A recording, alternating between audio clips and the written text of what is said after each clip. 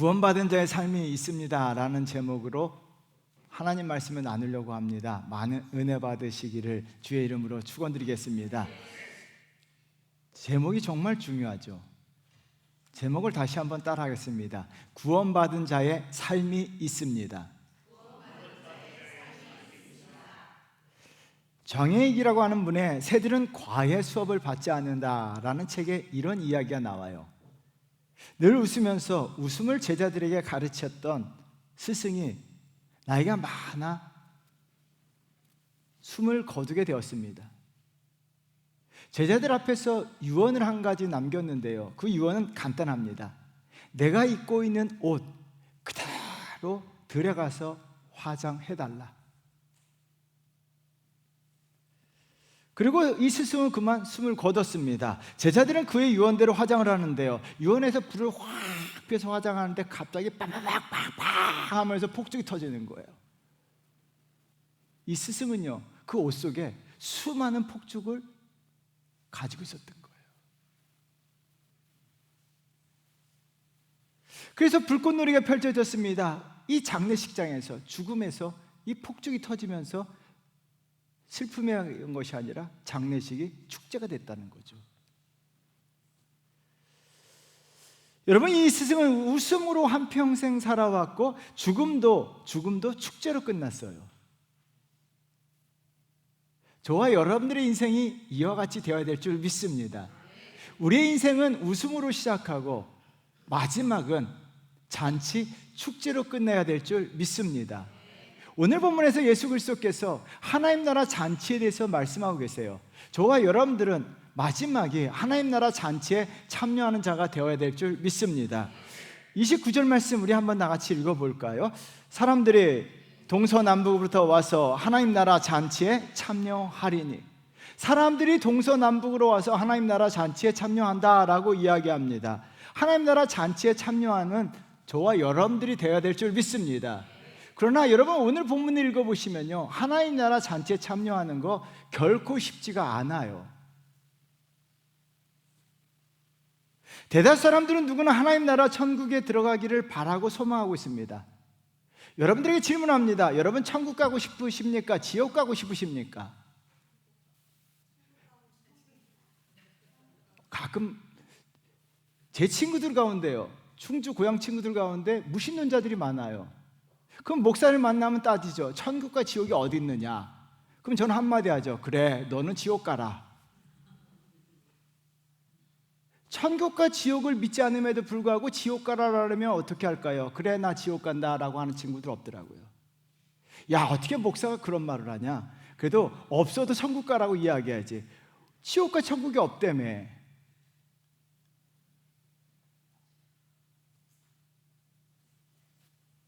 여러분, 대다수 사람들은요, 믿지 않아도 천국 가기를 소망하고 좋은 곳 가기를 소망합니다.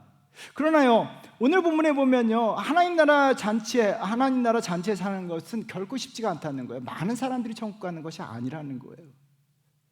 한 사람이 찾아와 주님께 질문을 던지죠. 23절 말씀 우리 한번 같이 읽어볼까요?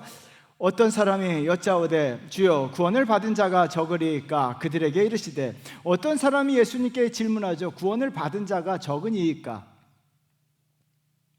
예수님은 많다 적다를 말씀하지 아니하시고 쉽지 않음을 말씀하고 계세요. 24절 말씀 우리 한번 같이 읽어보도록 하겠습니다. 좁은 문으로 들어가기를 힘쓰라. 내가 너희에게 이르노니 들어가기를 구하여도 못하는 자가 많으니라. 여러분, 들어가기를 구하여도라고 이야기합니다. 이 구하다고 하는 동사는 기도하다, 간구하다라고 하는 성경에 나와 있는, 서신서에 나와 있는 그런 의미가 아닙니다. 기도하다, 간구하다라는 의미가 아니라 추구하다는 개념이에요. 예를 들면요, 사람들 어떻게 합니까? 교회 다니지 않는 사람들조차도 좋은 일을 많이 하면 좋은 곳에 간다라는 개념을 가지고 있어요. 그래서 추구한다는 거예요. 좋은 일을 함으로 말미암아 좋은 곳에 가는 것을 추구한다는 거예요. 여러분, 세상의 모든 사람들이 좋은 곳에 가기를 추구한다는 거예요. 하나님 나라 잔치에 참여하는 것을 추구한다는 거예요.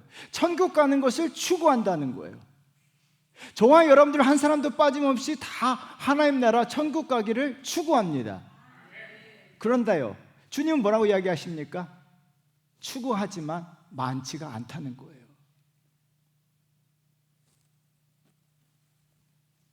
많은 사람들이 자신이 하나님 나라를 추구하고 천국을 추구하고 좋은 것을 추구한다고 해서 생각할 수 있습니다. 내가 좋은 것을 추구하기 때문에 나는 구원을 받았다. 그것은 그 사람의 생각일 뿐이라는 거예요.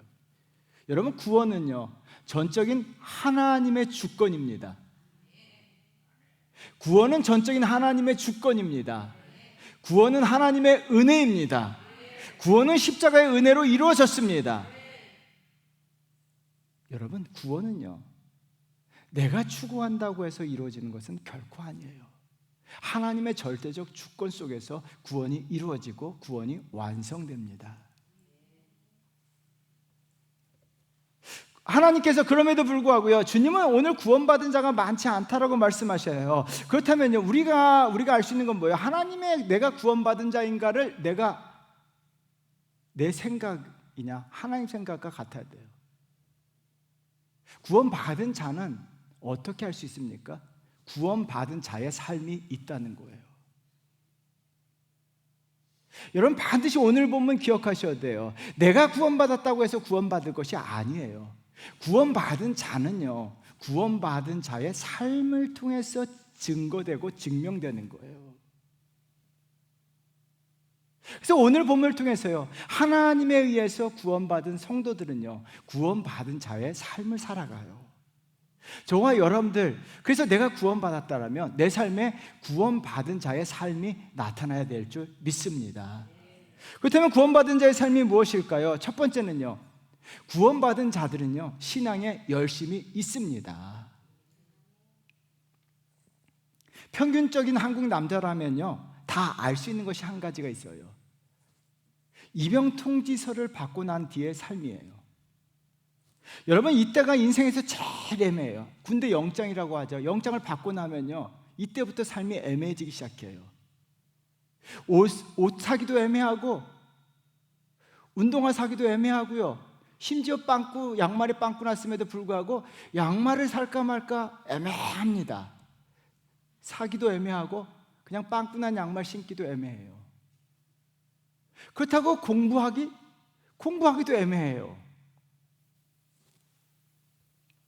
또한 그렇다고 해서 미리 군대 갈 준비를 합니다. 철저하게 총검술을 연습하고 제식훈련 연습할 수도 없어요. 부모 입장에서도 마찬가지입니다. 공부하라고 하기에도 애매하고, 또한 돈을 벌고 알바하기도 애매해요. 그렇다고요, 제가 군대 가기 전에 우리 막내 일을 많이 시켰어요. 집안일 많이 시켰는데요, 막상 군대 간다고 하니까 일 시키기도 굉장히 애매하더라고요. 왜요? 군대 가면 실컷 고생하기 때문에. 머리 깎자니 애매하고요, 안 깎자니 지저분하고. 그래서 군대 가기 전에 머리가 제일 지저분해요. 여러분, 이때는요, 군인도 아니고 민간인도 아닌 애매한 상태입니다. 마치 입영 통지서를 받은 것처럼 신앙생활을 하는 분들도 있습니다. 이것도 아니고 저것도 아니고 애매합니다. 그리스도인도 아니고, 그렇다고 예수 안 믿는 세상 사람들도 아닌 애매하게 신앙생활을 하시는 분들이 있어요.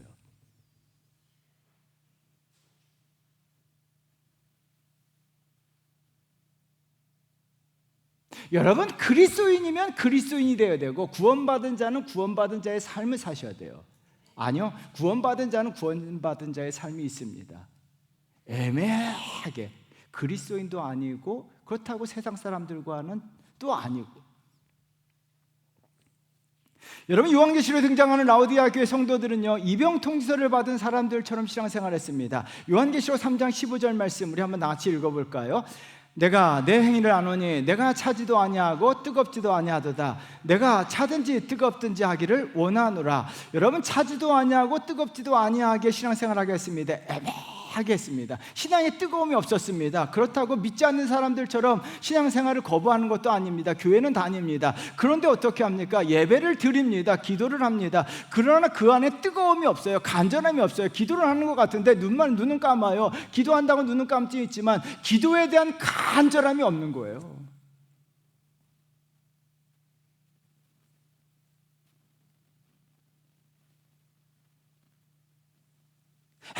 애매한 애매한 거예요. 예배장에 앉아있지만 애매한 거예요.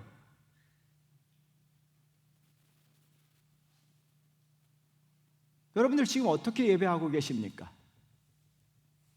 그러자 주님께서 이들 향해서 이렇게 말씀하세요. 요한계시록 3장 16절이에요. 여러분 성경을 믿으시면 우리 한번 크게 읽어보도록 하겠습니다. 내가 이같이 미지근하여 뜨겁지도 아니하고 차지도 아니하니 내 입에서 너를 토하여 버리리라. 주님께서 내가 너를 토하여 버린다라고 이야기합니다. 애매하게 신앙생활하는 거, 애매하게 신앙생활하면서 구원받았다고 생각하면요, 오히려 착각일 수가 있다는 거예요.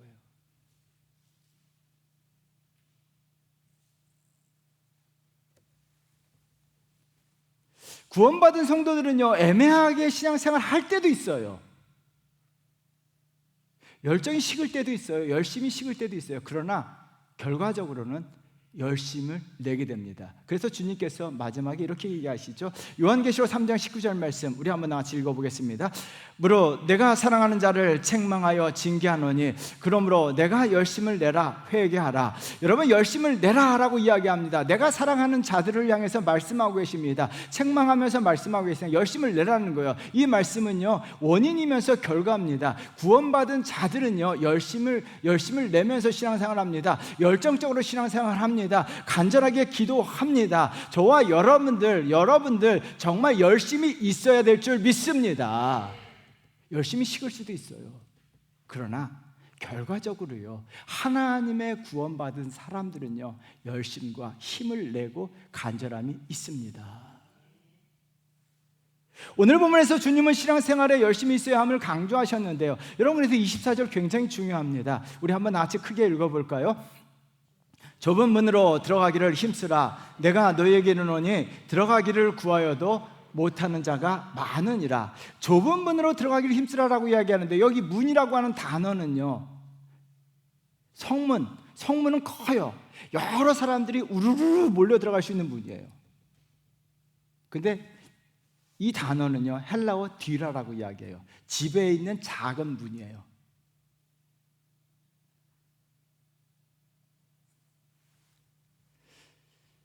구원의 문을 좁은 문이다라고 주님께서 말씀하세요. 많은 사람들이 구원받기 위해서, 구원을 추구한다라고 이야기합니다. 구원받기 위해서 우르르르 몰려들습니다.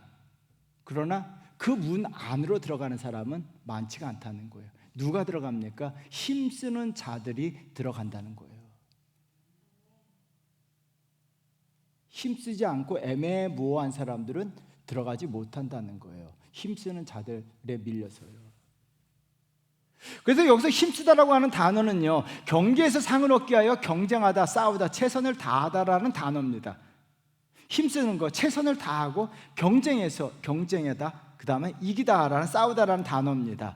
많은 사람들이 몰려와서 여러분 물려오지만 열심을 다한 사람들만이 들어간다는 거고, 이 말의 의미는 또 무엇입니까? 구원받은 사람들은 열심을 다한다는 결과론적인 이야기예요. 예수님께서 이 말씀을 쓰신 이유는요, 구원받는 거 결코 쉽지 않을 뿐만 아니라 구원받은 자들이 많지 않다라고 이야기합니다. 그래서 좁은 문으로 들어가기를 힘쓰라라고 말씀하세요. 구원받은 사람들은요, 원인이면서 결과, 상호 결정론이에요. 하나님에 의해서 구원받은 성도들은요, 좁은 문에 들어가는 것을 힘쓸 수밖에 없다는 것을 주님은 강조하시는 거예요. 왜 구원받은 백성들은요, 좁은 문으로 들어가기를 힘쓰고 열심을 가지고 신앙생활을 해야 할까요? 그 이유는 간단합니다. 하나님의 열심이 구원받은 백성들에게 그대로 전이되기 때문이에요. 여러분 반드시 기억하셔야 돼요. 하나님께서 저와 여러분들을 구원하시기 위해서 하나님의 열심으로 구원을 이루셨습니다. 열왕기하 19장 31절 말씀 우리 한번 같이 읽어볼까요? 남은 자는 예루살렘에서부터 나올 것이요 피하는 자는 시온에서부터 나오리니 여호와의 열심이 이 일을 이루리라 하셨나이다 하니라. 하나님의 열심으로요 이스라엘 백성들을 구원하셨습니다. 하나님의 열심으로 죄와 사망의 법에서 저와 여러분들을 구원하셨습니다. 하나님의 열심으로 이루셨습니다. 여러분, 예수 그리스도께서는요 열심으로 구원을 완성하신 거예요. 그래서 이사야 선지자가요, 예수 그리스도를 이렇게 말씀하세요. 이사야 59장 17절 말씀이에요. 우리 한번 다 같이 읽어보도록 할까요? 공의를 갑옷으로 삼으시며 구원을 자기의 머리에 써서 투구로 삼으시며 보복을 속옷으로 삼으시며 열심을 입어 겉옷으로 삼으시고. 예수 그리스도는요, 열심이라고 하는 겉옷을 입으시고 열심으로 십자가 구원을 완성하셨어요. 그리고 그 옷을요, 구원받은 백성들에게 열심의 겉옷을 입혀주셨어요. 그래서 구원받은 백성들에게는 나타나는 현상이 있습니다. 하나님께서 구원받은 백성들을 예수 그리스도가 입었던 열심의 겉옷을 입고 있습니다. 열심의 겉옷을 입고 있습니다. 여러분, 사도 바울은 하나님의 열심의 겉옷을 입고 복음을 전했어요. 고린도후서 11장 2절 말씀, 우리 한번 같이 읽어볼까요? 내가 하나님의 열심으로 너희를 위하여 열심을 내노니 내가 너희를 정결한 처녀로 한 남편인 그리스도께 드리려고 중매함이로다. 그러나 나는, 사도 바울이 이렇게 고백합니다. 내가 나의 열심과 나의 열정으로 너희를 열심으로 섬긴다라고 이야기하지 않아요. 여러분, 하나님의 신앙의 열심은요, 우리가 내 열정과 내 열심으로 하는 것이 아니라 하나님의 열심으로 교회를 섬기고 하나님의 열심으로 복음을 섬기고 하나님의 열심으로 신앙생활을 해야 될 줄 믿습니다. 구원받은 성도들은요, 그래서 어떻게 합니까? 하나님의 열심의 옷을 입혀주셨습니다. 그래서 구원받은 성도들은 어떻게 해요? 내 열심으로 하면요, 내 열정 갖고 하면요, 그 열심과 열정이 쉽게 지쳐버려요.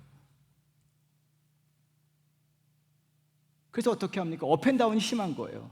내 열심으로 하니까.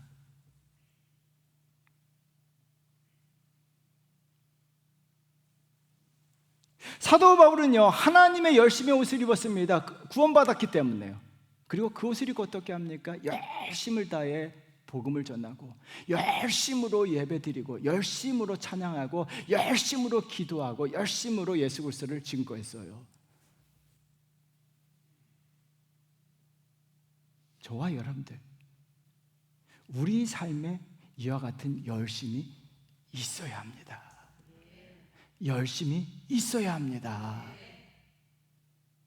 제가 책을 읽으면서 이상국의 있는 힘을 다해라고 하는 책을 읽으면서 굉장히 도전받았어요. 한번 같이 읽어볼까요? 읽어보도록 하겠습니다. 해가 지는데 외가리 한 마리 물속을 들여다보고 있었다.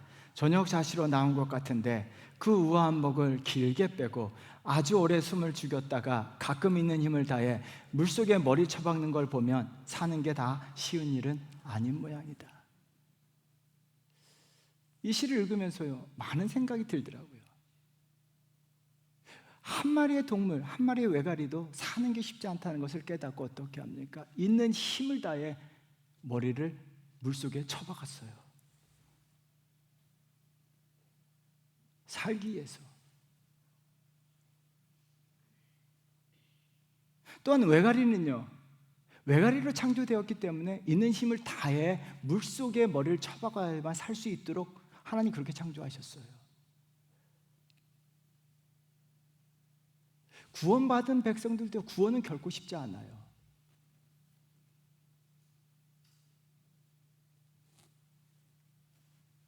여러분, 신앙생활도 쉬운 것이 아닙니다. 애매하게 신앙생활하면 참 쉬워요.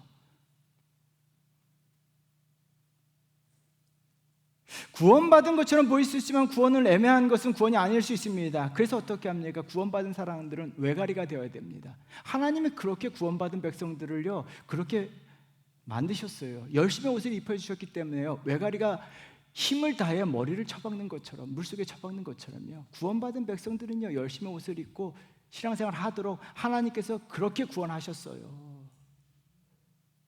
저와 여러분들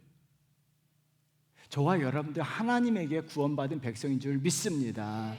우리는 하나님의 열심의 옷을 입고 그 구원의 옷은 열심의 옷이에요. 그 옷을 입고 정말 하나님 앞에 때로는요, 애매하게 신앙생활할 때도 있어요. 왜요?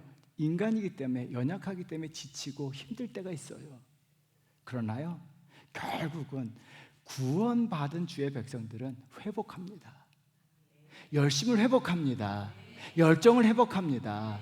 그래서 어떻게 합니까? 구원받은 백성들은요, 결국은 어떻게 해요? 하나님 앞에 예배도 열정적으로 드리고요, 결국은 기도할 때도 간절하게 기도해요. 신앙에 열심이 있어요. 왜요? 하나님은요, 구원하시고 열심의 옷을 입혀주셨기 때문에 저와 여러분들, 우리가 구원받은 자라면 이 옷을 입고 하나님 앞에 신앙생활 하시는 참된 백성 되시기를 주의 이름으로 축원드립니다. 두 번째는요, 신앙의 내용이 있어요. 잘 기억하셔야 돼요. 소설가 김현수의 청춘의 문작이라는 책을 읽다가요, 이 책의 젊은 시절 김연수 씨가 자신의 경험담을 적어놨더라고요. 오래전에 저 때도 마찬가지, 제가 대학 다닐 때도 단학이라는 것이 많이 유행했어요. 그래서 염력이라는 것을 배우려고 젊은 청년들이 달려들었는데요, 친구 자취방에 놀러 가니까 이 친구가 어두운 자취방에서 하루 종일 염력을 연구하고 있는 거예요. 그래서 염력으로 형광등 끄기 연습하고 있는 거예요. 그날도 갔더니요, 이 친구가 자기가 염력으로 형광등 불을 끄겠다라고 이야기해요. 그래서 김현수가 나는 손가락으로 끌 수 있다 하면서 불을 껐어요. 그러면서 왜 형광등을 염력으로 꺼야 하느냐? 손가락이면 쉽게 끌 수 있는데. 그러자 이 친구가 중요한 것은 형광등이 아니라 염력이다. 김현수가 이렇게 얘기하죠. 정말 중요한 것이 형광등이 염력이냐? 형광등을 끄는 염력이냐? 손가락이면 할 수 있는 걸 가지고 그렇게 시간을 투자하고 그렇게 많은 시간을 투자하면서 겨우 손가락이면 할 수 있는 걸 가지고 막 이러고 있느냐? 무엇이 더 중요하냐는 거예요.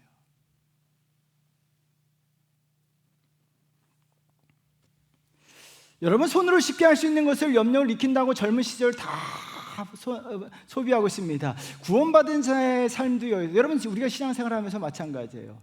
똑같은 시간을 보냄에 있어서 시간을 허비할 수도 있고요, 시간이 우리에게 중요할 수도 있어요.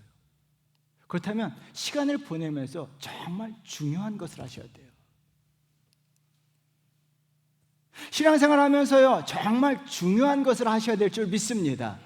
중요한 것은 무엇인가요? 오늘 본문 구원받지 못한 사람들은 신앙생활을 같이 합니다. 구원받은 사람들과 구원받지 못한 사람들이 신앙생활하면서 함께 시간을 보냅니다. 그런데 어떻게 합니까? 그들이 추구하는 것이 달라요. 26절 말씀 우리 한번 나같이 읽어보도록 할까요? 26절 굉장히 중요합니다. 읽어보겠습니다. 그때 너희가 말하되 우리는 주 앞에서 먹고 마셨으며 주는 또한 우리의 길거리에서 가르치셨나이다. 이 사람들은 두 가지의 삶이 있기 때문에 우리가 구원받았다라고 이야기하는 거예요. 먼저는 무엇입니까? 내가 주님과 함께 먹었다라고 이야기합니다. 이 먹었다, 주님과 함께 먹고 마셨다라고 이야기하는 것은 유대 사회에서 굉장히 중요합니다. 식탁 교제를 나눴다는 것인데요, 식탁 교제를 나눈다는 것은 굉장히 친밀한 교제를 강조하는 거예요. 내가 주님이 있는 자리에 그 자리에 있었다라고 이야기해요. 그래서 나는 구원받았다라고 이야기하는 거예요. 현대식으로 이야기하면요, 나는 예배당에 있었기 때문에, 예배하는 자리에 있었기 때문에 구원받았다라고 이야기하는 것과 같아요. 그러나 주님과 함께 식탁의 교제를 나눴지만 친밀한 교제를 나눈 것이 아니에요. 예전에 우리 아이들과 함께 식당에 간 적이 있어요. 뷔페 갔는데요, 밥을 먹고 있었어요. 밥을 먹으려고 했는데 옆에 테이블은요, 이미 밥을 다 드신 거예요. 아버님 생신이었는지 아버님 옆에는 꽃다발과 선물이 있더라고요. 근데 마치 바로 옆자리여서 자세히 보니까요, 아들은요 열심히 핸드폰 혼자 하고 있어요. 딸은요 그 옆에서 이쪽 바라보면서 핸드폰 하고 있어요. 엄마는요 이러고 있어요. 늙은 아버지는요 혼자 이렇게.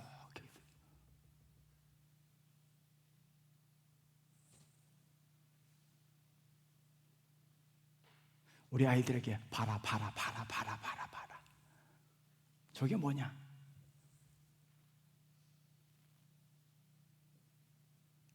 그 아버지가 참 저 모습 같았어요. 미래의 내 모습이 아닌가 하는 생각이 들었어요. 질문하겠습니다. 이 가정이 식탁에서 교제하고 있는 걸까요? 아버지와 어머니와 친밀한 교제를 나누고 있는 겁니까? 같은 밥상에 앉았어요.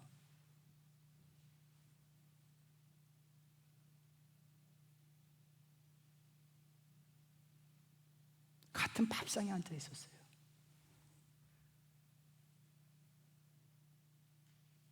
그런데 아들은 핸드폰해요. 딸도 핸드폰해요. 엄마는 이쪽 바라보고 있고 아빠는 앞을 바라보면서 멍하니 있어요. 가슴이 아팠어요. 교제가 없는 거예요. 부모와 자식 간이라도. 지금 유대 백성들의 모습이에요. 내가 주님과 함께 식탁 교제했지만 그들은 식탁에 교제해서 주님과 친밀한 교제를 나눈 거 아니에요. 예배 자리에 앉아 있습니다. 그런데 어떻게 합니까? 어떤 사람들은 핸드폰을 합니다. 어떤 사람들은 멀리 바라보고 있습니다. 어떤 사람들은 딴 생각을 합니다. 어떤 사람은 졸기합니다. 이것이 과연 주님과 친밀한 교제냐는 거죠.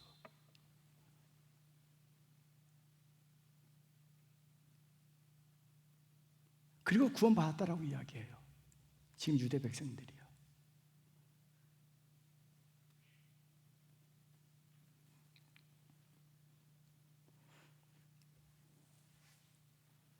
목회자로서 참 안타까워요. 그 모습을, 식당에 있는 그 모습을 바라봤을 때 제 마음이 너무나 아팠거든요. 우리의 예배가 어떠냐는 거예요. 내가 하나님과 예배는 식탁의 교제를 함께 하는 거예요.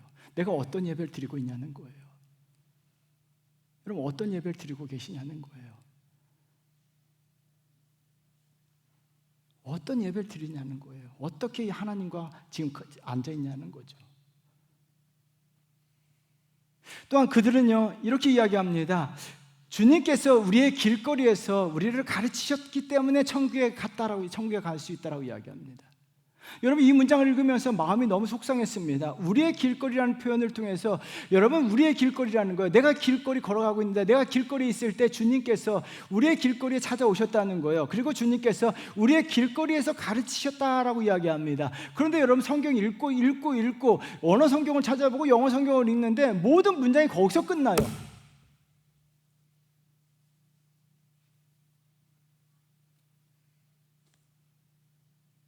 여러분, 그 다음이 없어요.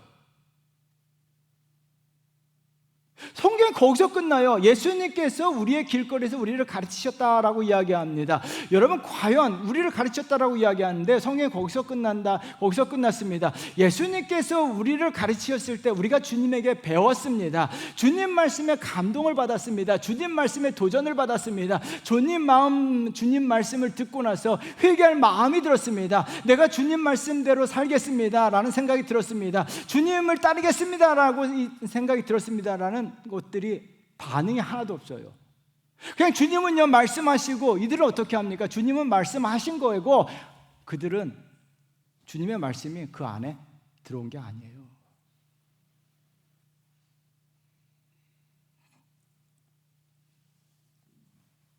그리고 나서 구원받았다라고 이야기합니다. 그러자 주님이 말씀하시죠. 27절 말씀이에요. 우리 한번 다 같이 읽어보도록 할까요? 읽겠습니다.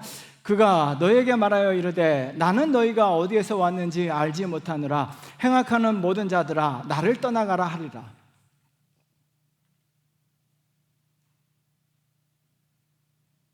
저는 오늘 설교 준비하면서 마음이 굉장히 무거웠어요. 실은요.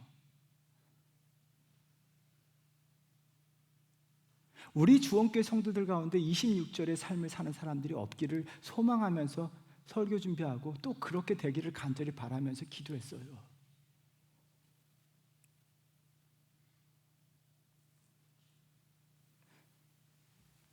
그들은 신앙의 형식의 자리에 앉아 있었지만, 주님의 가르침을 받았지만 주님으로부터 배우지 못했어요. 주님과 함께하는 자리에 앉아 있었지만 주님과 친밀한 교제를 나누지 못했다는 거예요. 여러분, 진짜 그러므로 말미암아 그들은 어떻게 합니까? 신앙의 형식은 있었지만 신앙의 내용, 주님의 가르침을 자기 안에 채우지 못했다는 거예요. 그러므로 구원받은 자들은요, 구원받은 사람들은요, 여러분 기억하셔야 돼요. 정말 내가 신앙의 내용을 있는가 없는가를 점검하면서 신앙생활 하셔야 돼요. 우리도 때로는요, 저 목사도 지칠 때가 있고 여러분도 지칠 때가 있어요. 신앙의 내용이 없고 형식적으로 앉아있을 때도 있어요. 그러나 어떻게 합니까? 구원받은 자들은 빨리 회복합니다. 소설 25시로 유명한 루마니아 작가 콘스탄틴 게오르그가 사진을 보시면 잘 알 거예요. 보여주세요. 잠수함의 토끼라고 하는 사진 좀 보여주세요. 사진. 잠수함의 토끼라는 유명한 말을 남겼어요. 여러분, 2차 세계대전 때 산소 측정 장치가 발달하지 못한 시절에 잠수하면요, 산소를 측정할 수가 없는 거예요. 지금은 산소 측정 장치가 돼 있어서 다 기계로 하지만 그 당시에는 측정 장치가 없는 거예요. 그래서 토끼를 들고 들어가요. 여러분, 토끼는요, 산소가 부족하면 사람들보다 6시간 빨리 반응한다라고 이야기해요. 그래서 토끼가 이상 증세가 깊이 내려가다가 토끼가 이상 증세가 발견되면요, 바로 수면으로 다시 올라와요. 그래서 산소를 들어오더라고요. 이것은 신앙생활에서도 적용할 수 있습니다. 우리가 잠수함의 토끼처럼 우리 안에 신앙의 내용이 부족하면요, 부족한가 아닌가를 항상 점검하셔야 돼요. 산소가 부족하면요 죽어요. 신앙의 내용이 부족하면요, 영적으로 죽습니다. 산소가 부족한 토끼가 이상 반응을 보이듯이요, 신앙의 내용이 부족하면요, 신앙의 이상 반응이 나타나기 시작해요. 여러분, 그래서 내가 내 삶의 신앙의 이상 반응이 나타나는가 아닌가를 점검하셔야 됩니다. 어떤 이상 반응이 나타납니까? 신앙의 내용이 충만할 때는요, 어떤 상황 속에서도 하박 선지자처럼 감사합니다. 그런데요, 신앙의 이상 반응이 나타나는 게 어떻게 해요? 감사가 없어지게 되고 원망과 불평이 교회에서까지도 나오게 돼요. 출애굽한 이스라엘 백성들이 처음 구원받았을 때는 하나님께 감사하고 춤추며 난리 법석을 떨었어요. 그런데 그들은 어떻게 합니까? 신앙의 내용을 채우지 못하자 광야에서 원망하고 불평하다가 그것을 감지하지 못하고 살다가 광야에서 죽었어요. 여러분, 신앙의 내용이 이상해요. 예수 그리스도의 십자가에 대한 감격이 없습니다. 예배가 지루하게 되고요, 기도가 간절함이 없어지게 됩니다. 찬양의 즐거움이 없습니다. 구원의 감격이 없어지게 돼요. 구원의 간절한 목마름이 없어져요. 기도해도 맹숭맹숭하게 되고 하나님 말씀 들어도 내 안에 들어오지 못하는 거예요. 구원받은 성도들은 어떻게 합니까? 구원받은 성도들에게도요, 이상 반응이 나타날 때가 있습니다. 그러나 그때요, 빨리 회복합니다. 여러분, 잠수함에서 이상 반응이 나타나면요, 잠수함이 쫙 다시 올라와야 돼요. 산소를 받아들여야 돼요. 마찬가지로 저와 여러분들 신앙생활 하다가 이상 반응이 나타나면요, 빨리 하나님의 은혜로, 말씀으로, 기도로 내 영을 채워야 될 줄 믿습니다. 그래서 그때는 어떻게 합니까? 간절하게 하나님 앞에 나아가셔야 돼요. 하나님 앞에 나아가고요, 하나님 앞에 뜨겁게라도 찬양을 불러야 됩니다. 혼자서라도요, 하나님 앞에 뜨겁게 찬양해야 되고, 그냥 하나님 앞에 무릎을 꿇으셔야 돼요. 무릎을 꿇어야 되고요, 예배를요, 어떻게 하면 더 잘 드릴 수 있을까? 앞자리에 나와서 어떻게 하면 예배를 더 간절히 드릴 수 있을까? 예배에 대한 사모함이 있어야 돼요. 그러면요, 예배를 통해서, 기도를 통해서, 말씀을 통해서 하나님께서 산소를 공급하셔서 살아나도록 만들어 주십니다. 여러분, 이상 반응이 나타나도요, 계속적으로 살아간다면요, 영적으로 죽어요. 이상 반응이 나타나면요, 반드시 내 신앙의 내용을, 여러분, 형식적으로 살다 보면 이상 반응이 나타나요. 산소가 다 없어져요. 저와 여러분들, 구원받은 자들은요, 그래서 항상 어떻게 합니까? 말씀과 기도로 하나님과 친밀하게 식탁 교제를 해요. 예배를 통해서도요, 그냥 멀뚱멀뚱 앉아 있는 것이 아니라 예배를 통해서도 친밀한 교제를 하고요. 그리고 하나님 앞에 말씀을 하나님께서 말씀하실 때 그 말씀을요, 하나님 말씀하셨다 해서 끝나는 것이 아니라 그 말씀을 내 안에 받아들이고 그 말씀을 잘하지 못하도 순종하고 그 말씀대로 살려고 애를 씁니다. 이런 성도가 되어야 될 줄 믿습니다. 사랑하는 성도 여러분, 저와 여러분들은 하나님의 은혜로 구원받은 줄 믿습니다. 예수 그리스도의 십자가 은혜로 구원받은 줄 믿습니다. 구원받으면요, 구원받은 자는요 다를 수밖에 없어요.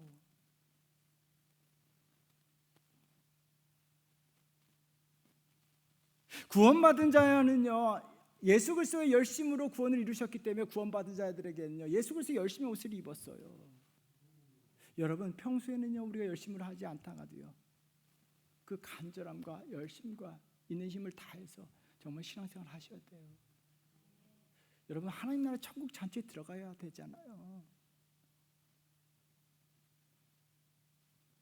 지옥 가기 싫잖아요.